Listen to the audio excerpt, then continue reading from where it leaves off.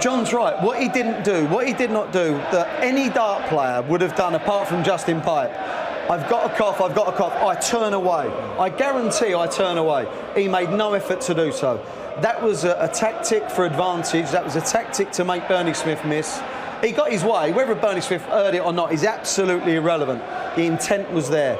The DRA have to do something, because let me tell you, if he gets away with that, and it goes on again, if that was Phil Taylor doing that, Phil Taylor would be reported on the back page of every newspaper, the front page and in the middle spread. That was disgusting.